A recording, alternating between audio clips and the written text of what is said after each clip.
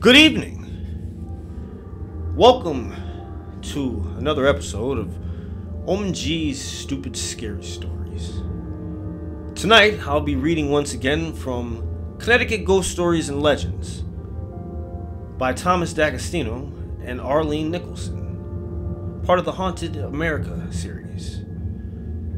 Tonight's tale of terror is Fort Griswold's Gruesome Ghosts.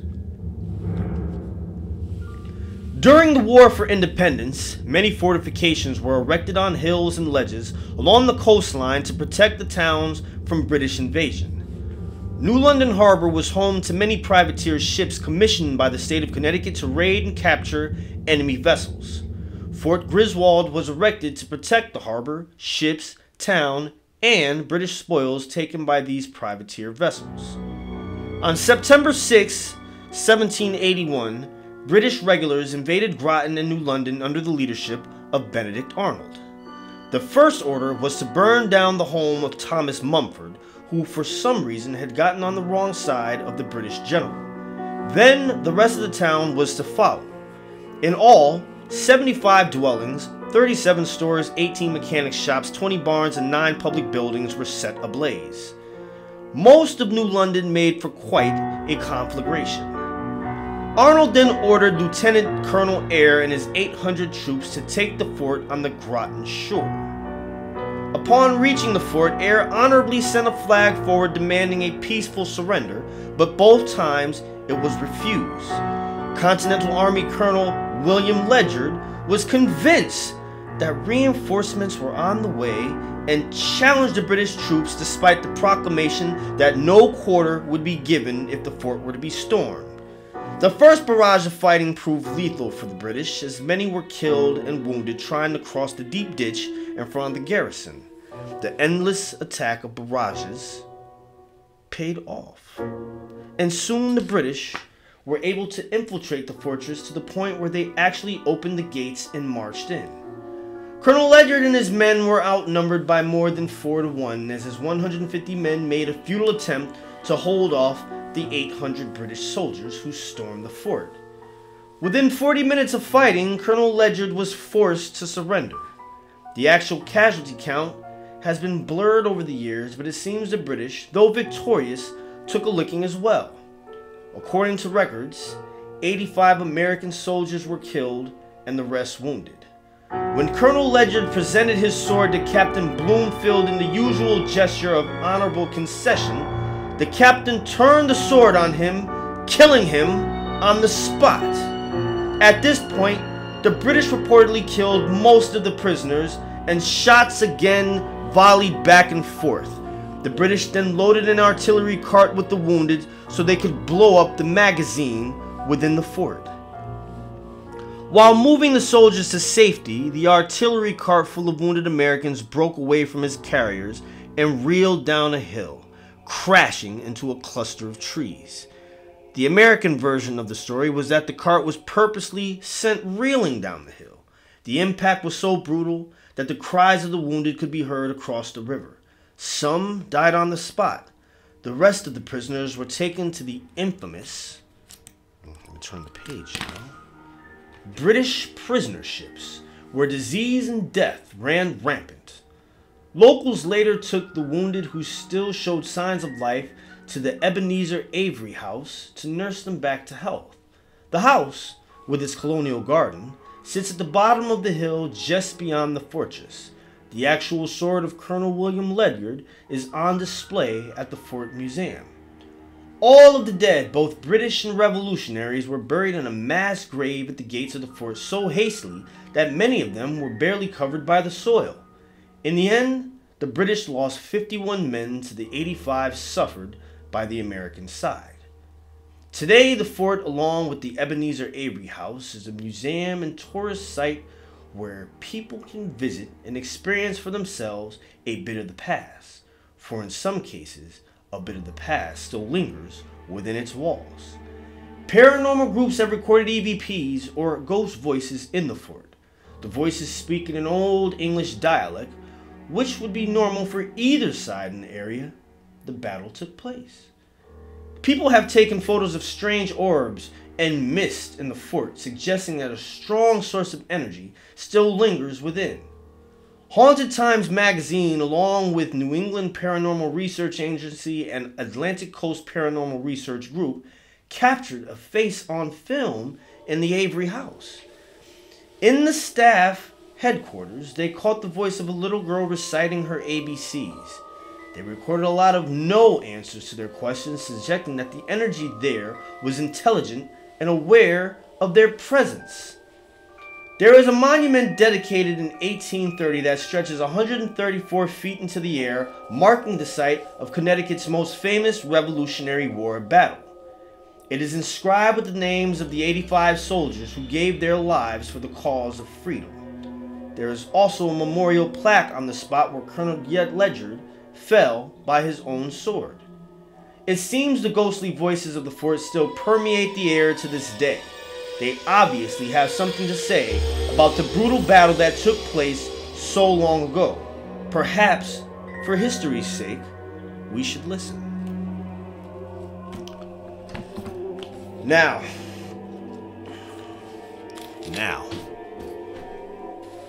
my experience there was a lot different. I had visited this place twice. Once as a student in school, before I had ever read this book. And then the second time, after I read this book. I decided, you know what? I want to go and hear for myself the things that happen. So I decided to go on the day of the historic battle that took place on September 6th, 1781. But obviously I didn't go, 1781, because then that would mean that I had to travel back in time. But I would find that I didn't have to travel back in time to experience the horror and the terror that was this battle. Now,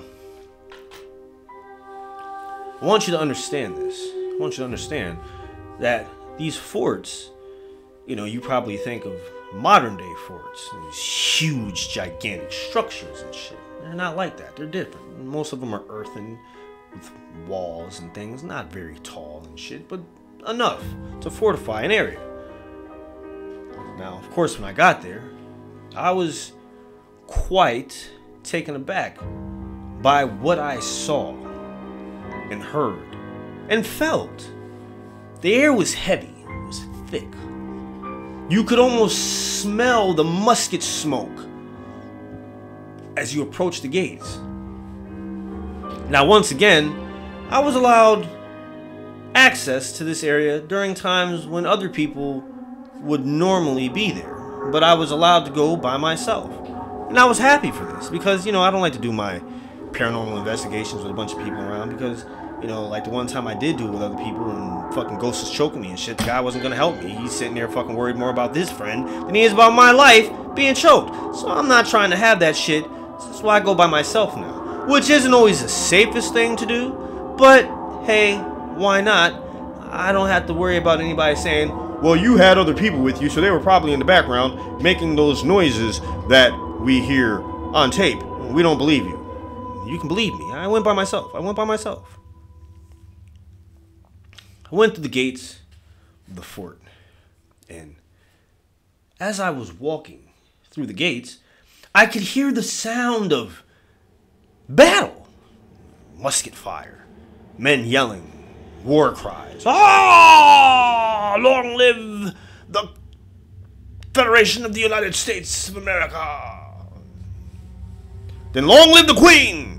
More musket fire, screams and yells. I was like, wow. The air was heavy with a tension that you could cut with a knife. If you had a knife that cut tension, right? Like a tension cutting knife. Cut it. It's thick, like frozen butter. Tough, hard. Right? Yes. Now, I noticed as I was listening to this noise, there was a misty, smoky presence swirling about all throughout the fort. It wasn't just like in one place. It wasn't like a shape of a man or anything like that. It was just like this misty, smoky stuff just everywhere. It was all over the place. And it wasn't one of those types of days where you would expect to see fog or expect to see mist. It wasn't damp or anything like that. It was a relatively clear, dry day. So this was odd to me, you know. So I'm recording. Obviously, my voice recorder's recording shit. I've got my cameras and things. I started setting cameras up in different places, right? And then there was the Ebenezer Avery house. It was down at the bottom of the hill. I was going to check there later. Not right now. Right now, I wanted to concentrate on the house that was before me and see what I could see where I was. You know what I'm saying? Right? Okay, yeah. So, check this out, right? I go into the middle of the fort where the flag is standing. You know, American flags flying high. It's windy, kind of. So it's blowing a bit, right? Just a little bit, but not a lot. As I neared the flagpole, it just stopped. It fell against the pole that it was blowing from. And I looked at it strangely. I'm like, why? And of course, you're probably saying, the wind stopped blowing. No big deal. The wind hadn't stopped blowing. So that was a big deal. The wind was still blowing, but the flag was as if something was holding it down, right? Then it fell. For no reason. Just fell off and hit the ground. So I look at it, and I start to see blood coming from the flag. Like blood, it's like the flag itself was bleeding. I'm like, that's odd. What the fuck is going on? The flag is bleeding. You know, I touched it. You know, because I'm thinking maybe it's not blood. It could be something else. So I touched it. And when I touched it, immediately these visions of the battle flashed in my head. I could see men being bayoneted, others being beaten with the butts of muskets, shots going off, arms flying this way and that way, men beating each other, shooting each other, just brutal warfare at its worst, close quarters. It was terrible. It was terrible. Now, like the story said, there was some bit of difference of opinion on what exactly happened to that cart of soldiers that was rolled down the hill. Well, I got firsthand visions of what happened. Now, after the British won and took the fort, put down the American flag and raised their own, they did load up the wounded into this cart. They doused it with some type of a flammable material. I'm not sure exactly what it was. Pitch or something. I don't remember. Whatever they used to light lanterns back then. They doused these men with it. These men are hurt. Some of them near death. Others dying. Some just very hurt. They doused them with this shit, right? They doused them. And then they set them ablaze. Woof. Men are screaming. One man jumped off the cart to escape from being burned alive and was bayoneted in his gut. Oh. And then put back on the cart. They then took the cart and rolled it purposely down the hill. Shoved it. Thing went down the hill, crashed into the trees, exploded into flame, and bodies flying everywhere. The screams of men could be heard across the river, as they said. I could hear them. Of course, the people in the Ebenezer Avery house came out to try to help those people who were wounded. The British soldiers came down the hill as well and stopped them from helping these soldiers. They wouldn't let them put them out. They wouldn't let them help them. And those who were close to death but not quite dead. They just watched suffer. It was terrible. It was a brutal thing. And all of a sudden, this vision went away. Right? I was back in the fort.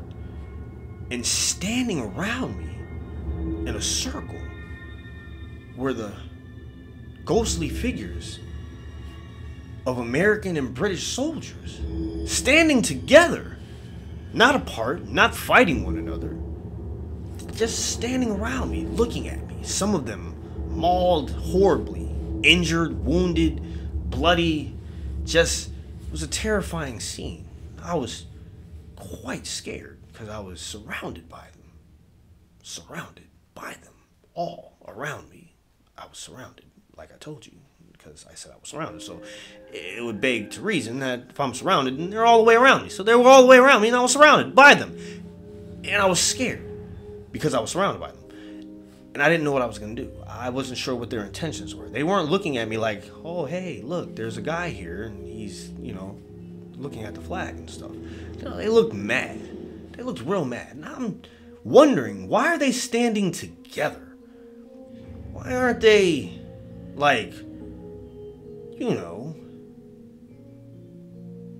at odds with each other? They're enemies. It's because of one or the other that they're here, right? It's not my fault that they're here. Well, as I'm pondering this in my mind, I see them separate in front of me. Space is made. And I could see what looked to be like a ranking officer from the Freedom, the Independence Army, the Continental Army for Independence. Colonel Ledyard himself walked forward. He said to me in his old English accent, "What thou hast done to be here, what saith you?" I don't quite understand your question, sir. I didn't do anything, actually. I drove here, came to investigate and talk to you guys and find out your story. But I'm confused. Pray tell, why are you all standing together as if you're friends and shit? Shouldn't you all hate each other? When I was walking through the gate, I heard sounds of battle. Men yelling, "Oh, free America," and then others yelling, "God save the Queen." Musket fire and screams and yells. And here I saw, when I touched the flag, what happened to you and many of you at the hands of the British. But here you are standing with the British. So, what's the deal here? Colonel? Ledyard? What's going on? Thy mind is small. You will never understand the depths to which we have sunken. The independence that we gave our lives for, you're pissing away trivially. We fought and died for the independence of this country. They fought and died for our country not to be independent. But we have heard in our ghostly travels that you are both the best of friends now. What kind of shite is this? Pray tell. What do you mean, best of friends? Oh, you mean like the UK and America being allies and shit like that? Oh, well, politics change and shit. America's become the new empire, state, country, and, Britain can't really stand it with us, so they kind of work with us because they know if they don't, we'll kick their ass. So, listen, I don't know why you're giving me this look of anger.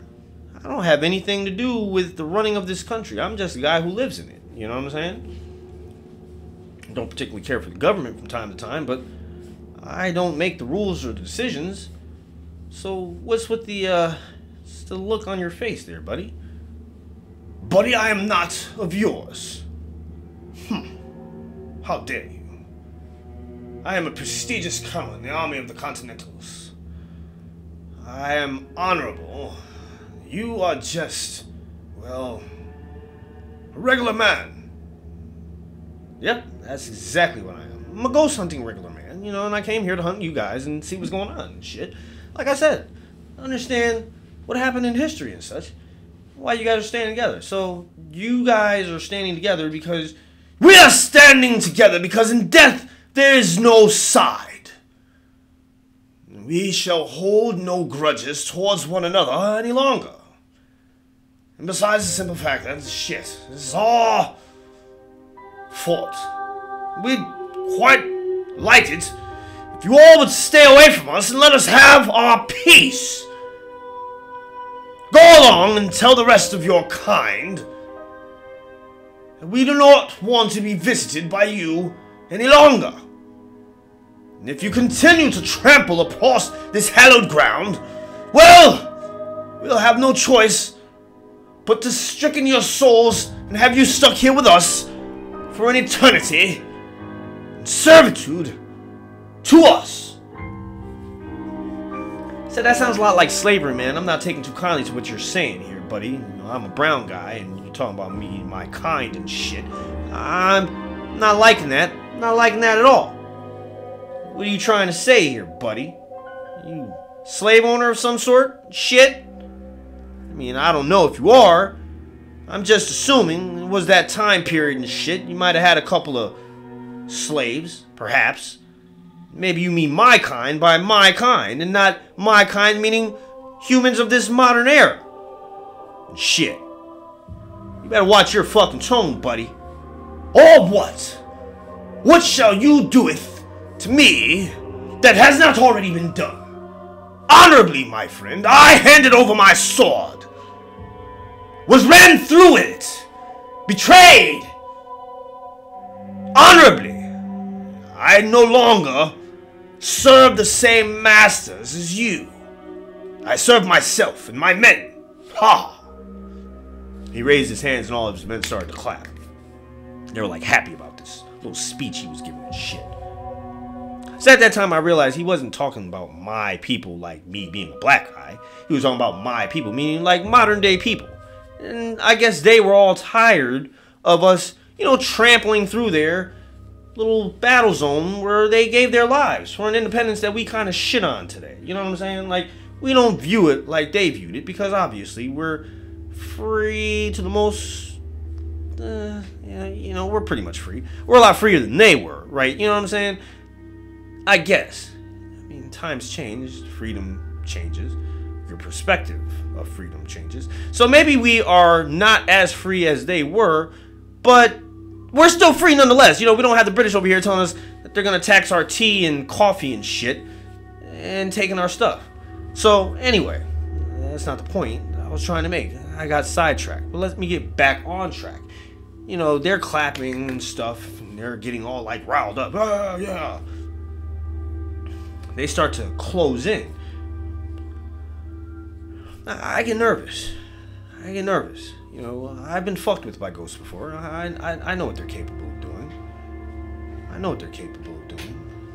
And I wasn't sure if they were thinking about doing what I thought that they were thinking of doing, but they were thinking of doing something. What that was, I hadn't quite thought that far ahead. You know what I'm saying? Hadn't thought that far ahead yet. I was just thinking that maybe they were going to like attack me or some crazy shit like that, right? But they didn't attack me. They just kind of clapped and got closer, and each one of them put their hand on my head. When they did this, I would feel the moments previous to their deaths, like 5 minutes before they would die. So I'd have all their emotions, the fear, the panic, the pain, and then the death. And they all did this, and there was like 50 of them. So this went on for quite some time. quite some time, folks. It was like hours of just each one of their pain, and suffering, and panic, and all this craziness. Then Colonel Ledyard stepped forward. And I'm on my knees now. I'm crying. I'm just like a blubbering mass of crying human man. Sad, panicked, just terrified. He, "Lift thou head! Look at me in my eyes!" So I looked up. He put his hand on my head. And I had to feel all his shit. You know? Live a portion of his life that he obviously wanted me to see. And he saw his honorableness. Like, he was a good guy. He was a decent guy, you know? He was a pretty good guy. I kind of felt bad for saying maybe he owned slaves and shit. See, at least what he showed me. And he didn't have any slaves. You know, he was a pretty decent person, you know, family man, you know, did family stuff. And, you know, did what he did, whatever that was. I don't quite remember it now because my mind's been all jumbled up by all the stuff and head touching and, oh, God, pain. Anyway, right? So he brought me to that point, you know, of how he felt like there were reinforcements coming, which is why he fought valiantly, even though he knew he was outnumbered. See, he really thought he was getting reinforcements. You know, he had gotten orders saying that reinforcements would be there and that he didn't have to worry, they were going to take care of it. That wasn't the case. That wasn't the case at all. That's just what they told him. So, in a sense, he felt betrayed, especially when he knew that it was his orders, his commands, that led to the death and suffering of so many of his soldiers. And the deaths of the British soldiers as well. See, had he surrendered,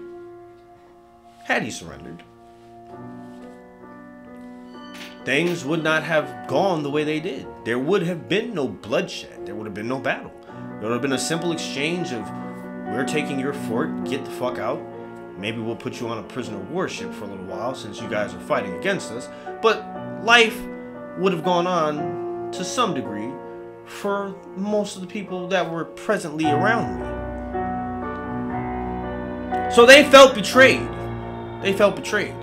And the British that were with Colonel Ledyard in his ghostly afterlife did not hold him to blame for what had happened. See, they also felt, in some small way, that this fight for a colony thousands of miles from where they called home was pointless and futile. Let these colonial idiots have their land and go on about their fucking business. What the fuck do we care? But they had no choice. They had to fight. So together in the afterlife, they all found peace and independence. And they weren't too happy about us visiting them. Not at all. They made that perfectly clear. Anyway, when he was forced to surrender,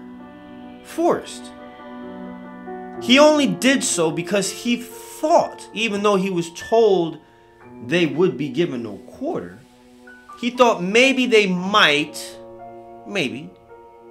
reconsider. And he didn't want the rest of his men to die.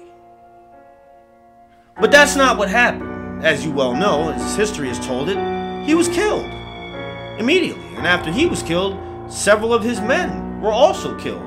Those that weren't immediately killed were tortured and then killed.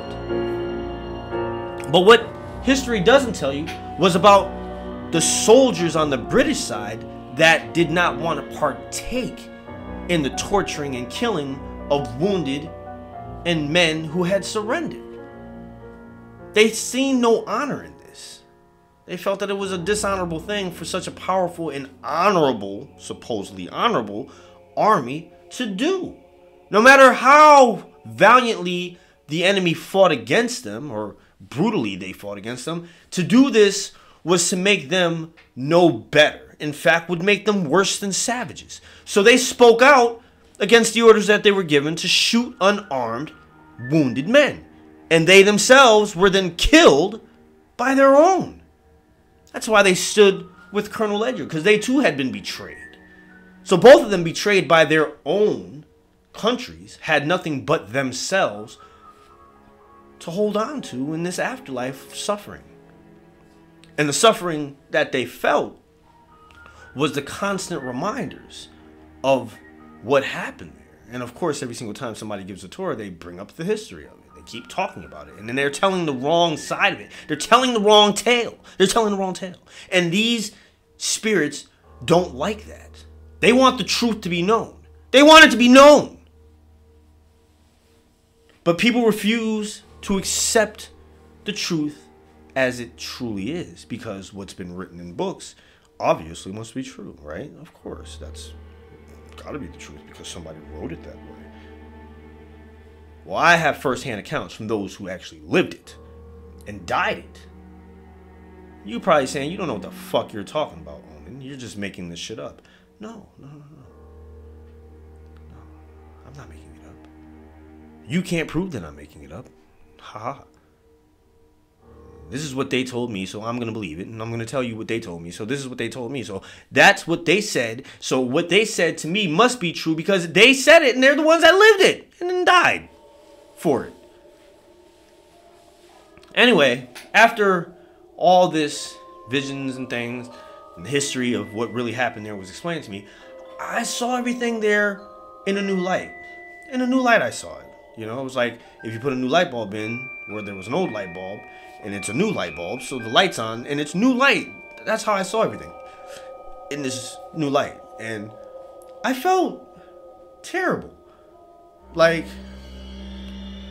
I felt like I didn't belong there anymore, right? Like, this area should not be bothered by anyone. So, I turned to them and I said, listen, Colonel Ledger, I apologize. I apologize for stomping on your hollow ground. This is, I see now. I see now and I understand what it is that you have tried to teach me. I have been taught. I have learned the lessons of history. Thank you. But how is it that I am supposed to convince many that they shouldn't come here? Like, I don't want to be a liar and tell you I'm going to do what you asked me to do, and then people still come here and shit, and you're like thinking it's me that did it. I want you to know that I totally agree with what you're saying and what you guys want, and I want to do it, but no one's going to listen to me. Trust me, they're just going to look at me like I'm fucking retarded and stupid. What do you suggest? Well, that's when he said to me what I should do. And I wasn't about to commit my life to this because, you know, it would mean living outside this fort in the Ebenezer Avery house, stopping all those who come here to visit, which would mean I would have to start with the people who run the guided tours and shit. And how was I supposed to do that without, like, harming them? You know what I'm saying? Like, I don't want to harm anybody, and I'll just make more ghosts. And these will be different ghosts. They won't be ghosts because of the shit that happened there originally. They'll just be other ghosts. So, there wasn't really much I could do. I was torn. Because like I said, I felt their pain. I felt their pain. They made me feel their fucking pain, so I really felt it. It wasn't fun. Oh, I'm telling you right now, getting stabbed in the gut with a bayonet so deep that it fucking hits your spine and you actually feel this moments before your body just goes limp. Oh, bad. Or having half your face blown off, but you're not dead from having half your face blown off. You die later on, bleeding and choking to death on your own blood. You drown on your own blood. Not fun. It wasn't fun at all. So I told the colonel, I said, Colonel Ledger, I can only promise that I myself can spread the word of the things that you've said here to me. But I cannot promise that people will not continue to come here. I tell them this, it might actually make them come here more. You know what I'm saying? more people might come because they'll be like, oh my god, they're interactive ghosts, like they touch you and you can feel shit and see the fucking history. You might get a whole bunch of ghost investigators and ghost people coming in here pretending that they're seeing shit and not really seeing shit, jumping around like you know, just to scare people into thinking that it's real. And then you yourself might, you know, do the thing you did to me to them, and then you know, you're gonna be doing this for a while, buddy. That's all I'm really trying to say.